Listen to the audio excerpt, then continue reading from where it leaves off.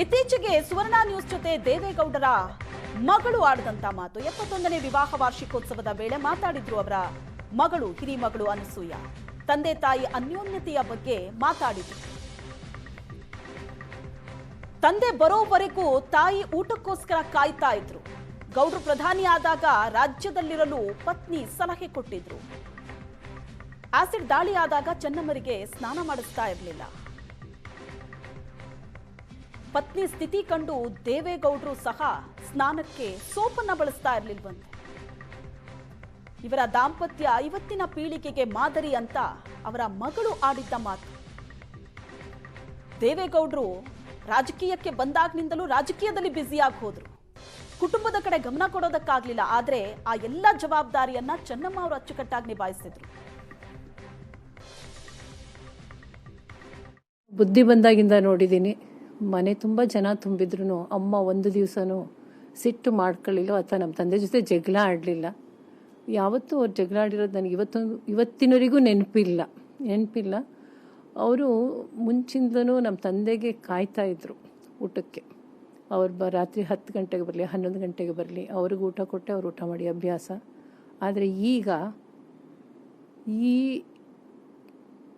ಇತ್ತೀಚಿನ ದಿನಗಳಲ್ಲಿ ನಮ್ಮ ತಂದೆ ನಮ್ಮ ತಾಯಿಗೆ ಕಾಯ್ತಾ ಇರ್ತಾರೆ. ಏಕೆಂದರೆ ಅವ್ರಿಗೀಗ ಸ್ವಲ್ಪ ಆರೋಗ್ಯದಲ್ಲಿ ದೈಹಿಕವಾಗಿ ಅಷ್ಟೇ ಮಾನಸಿಕವಾಗಿ ಈಗಲೂ ಅವರು ಭಾರಿ ಸ್ಟ್ರಾಂಗ್ ಆಗಿದ್ದಾರೆ.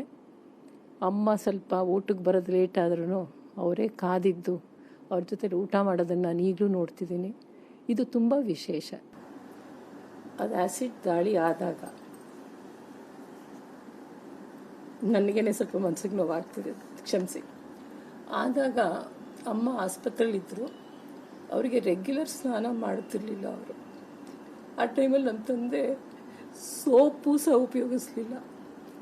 ನನ್ನ ಹೆಂಡ್ತಿನೇ ಆ ರೀತಿಲಿರುವಾಗ ನಾನು ಅವಳು ಹುಷಾರಾಗಿ ಬರೋ ತನಕ ನಾನು ಸೋಪು ಉಪಯೋಗಿಸಲ್ಲ ಅಂತ ಉಪಯೋಗಿಸ್ಲಿಲ್ಲ. ಅಂಥ ಪ್ರೀತಿ ತಂದೆದು. ನಮ್ಮ ತಾಯಿದು ಅಷ್ಟೇ. ಈಗಿನ ದಿನಗಳಲ್ಲಿ ಇಂಥ ಸಹಬಾಳ್ವೆ ಇರೋಂಥರನ್ನ ನೋಡೋದು ತುಂಬ ಕಷ್ಟ. ನಾವು ನಿಜವಾಗಿಯೂ ಭಾಗ್ಯವಂತರು ಅಂತ ಹೇಳಬೇಕು. ಭಾಗ್ಯವಂತರು. ನಾನು ನೋಡ್ದಂಗೆ ನಮ್ಮ ತಂದೆ ಅಮ್ಮನಿಗೆ ತುಂಬ ಇಷ್ಟ ಅಂತ ಅವರೇಗೇನೆ ತರ್ತಿದ್ರು. ಮೈಸೂರಿಗೆ ಹೋದ್ರಂತೂ ಮೈಸೂರು ವೀಳ್ಯದೆಲೆ, ಮಲ್ಲಿಗೆ ಹೂವು, Mysuru Pak, that was very special. ಯಾವತ್ತೂ ತಪ್ಪಿಸ್ತಿರ್ಲಿಲ್ಲ ಅವರು. ವೀಳ್ಯದೆಲೆ ಅಂತೂ ನಾನು ನೋಡಿದ್ದಿಲ್ಲ. ಈಗಲೂ ಅಷ್ಟೇ ತುಂಬ ವಿಶೇಷ ಇದೆ, ಇಬ್ಬರು ಹಾಕಂತಾರೆ. ಅವರು ಪ್ರಧಾನಮಂತ್ರಿ ಆಗಬೇಕಾದ್ರೆ ಮಾತ್ರ ಒಂದು ಸಜೆಸ್ಟ್ ಮಾಡಿದ್ರು, ನೋಡಿ ಜನ ನಿಮ್ಮನ್ನು ನಂಬಿ CM ಮಾಡಿದರೆ ದಯವಿಟ್ಟು ರಾಜ್ಯದಲ್ಲೇ ಇರಿ ಅಂದರು. ಆದರೆ ಅಪ್ಪನಿಗೆ ಅವಕಾಶ ಸಿಕ್ಕವರಲ್ಲಿ ಹೋಗಲೇಬೇಕಾದಂಥ ಪರಿಸ್ಥಿತಿ ಬಂತು. ಅವರೇನು ಆಸೆ ಪಟ್ಟವರಲ್ಲ, ಹೋಗಲೇಬೇಕಾದ ಪರಿಸ್ಥಿತಿ ಬಂದಾಗ ಮಾತ್ರ ಅಮ್ಮ ಹೇಳಿದ್ರು, ನೀವು ಅಲ್ಲಿದ್ದರೂ ಸಹ ಜನದ ಋಣ ತೀರಿಸ್ಬೇಕು ಅಂದ್ರೆ ಹೊರತು ಯಾವ ಕಾರಣಕ್ಕೂ ಬೇರೆ ರೀತಿ ಒಂದು ನನಗೆ ದೊಡ್ಡ ಅಧಿಕಾರ ಕೊಟ್ಟಿದ್ದಾನೆ ಭಗವಂತ, ನಾನು ಅದರಿಂದ ಮೇರಿಬೇಕು, ಅಹಂಕಾರ ಪಡಬೇಕು ಅನ್ನೋದು ಬರಲಿಲ್ಲ.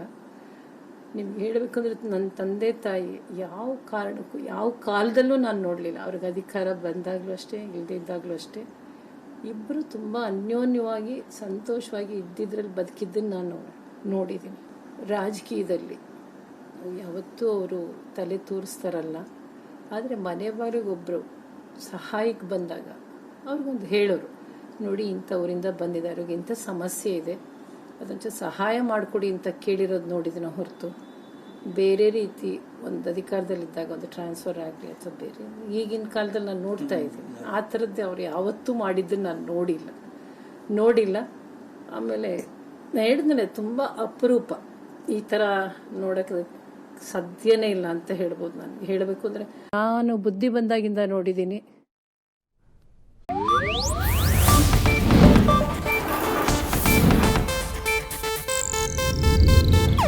ಇದು ಏಷ್ಯಾನೆಟ್ ನ್ಯೂಸ್ ನೆಟ್ವರ್ಕ್ ಪ್ರಸ್ತುತಿ.